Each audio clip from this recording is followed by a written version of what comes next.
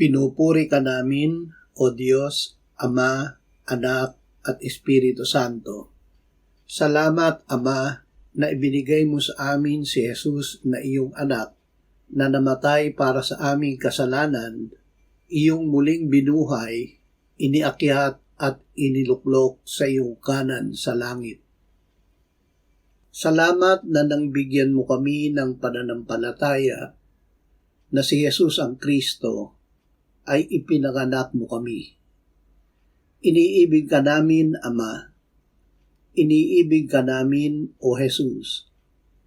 Dahil sa pag-ibig na ibinuhos mo sa aming puso sa pamamagitan ng Espiritu Santo na ibinigay mo sa amin, tutuparin namin ang iyong mga utos, kaya't kami ay makikilala ng mga anak mo.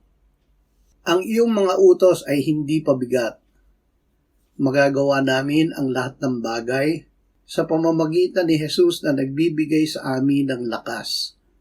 Kami na ipinanganak ng Diyos ay dumadaig sa sanlibutan sa pamamagitan ng aming pananampalataya na si Jesus ang anak ng Diyos. Amen.